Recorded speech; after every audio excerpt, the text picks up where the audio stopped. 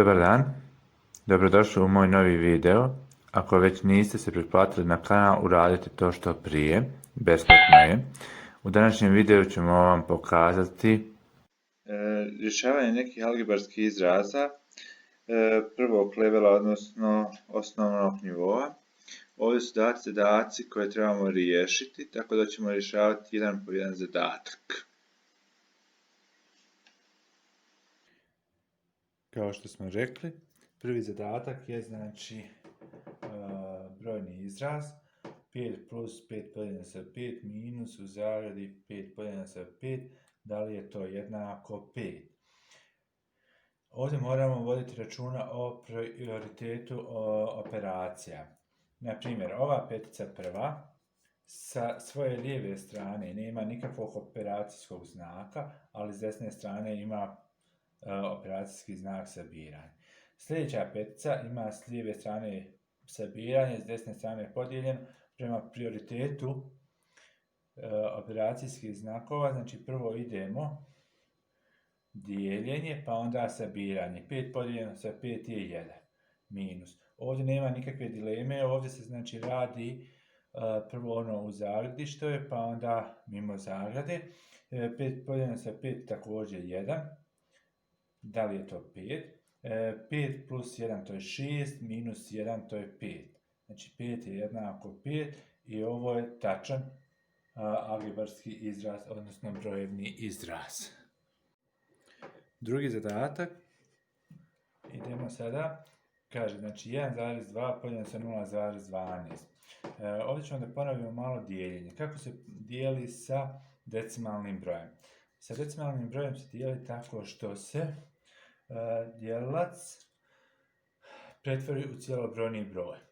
Kako to radimo? Znači, taj dijelilac množimo sa dekadskom jedinicom koja ima 0 koliko taj broj ima mjesta iza zareza. Znači, 0,12 množimo sa 100. Ali da ne bi došlo do promjene rezultata, onda i dijeljenik također množimo sa 100. 1,2 puta 100 je jednako 120, a 0,12 podijeljeno sa, odnosno puta 100 je samo 12. I sada 120 podijeljeno sa 12 je 10, znači i ovdje je znači bilo pitanje da li je to jednako 10, naravno da, i ovaj zadatak je odgovor tačan, odnosno da. Sljedeće pitanje jeste da li je 5% jednako 0,05. Šta znači znak posto? Znači to je dijeljenje sa 100, odnosno 5 puta 1 kroz 100.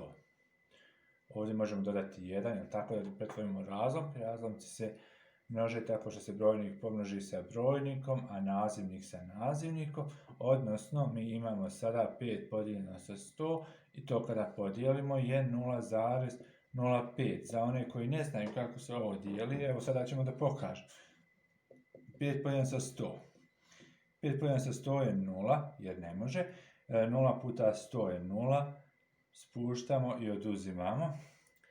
Više nemamo brojeva da spuštamo. Ovdje dodajemo 0 zamišljenu, ovdje stavljamo zarez. 50 podijeljeno sa 100 je 0.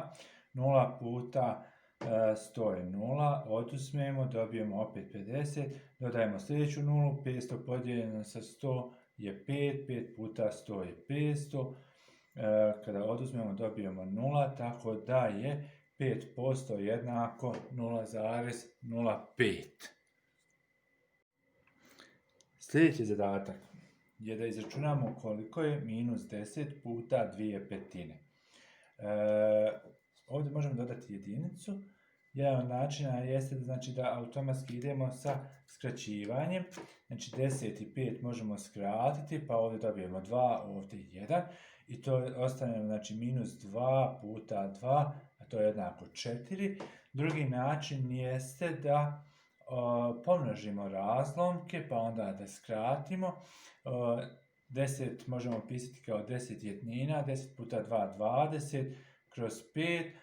I sada kada skratimo 25, naravno ovdje imamo ovaj minus ispred, znači dobijamo minus 4 kroz 1, a to je jednako minus 4.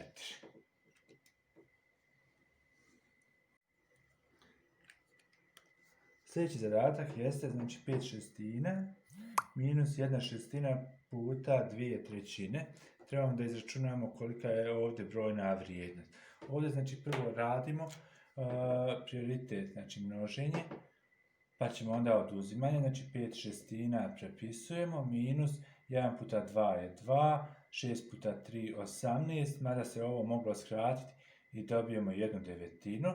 Znači imamo 5/6 minus 1/9, najmanji zajednički za 9 i 6 je 18, 18 podijeljeno sa 6 je 5, 18 podijeljeno sa 6 je, 3, 3 puta 5, 15, 18 podijeljeno sa 9 je 2, puta 1, 2, 15 minus 2 je 13 kroz 18.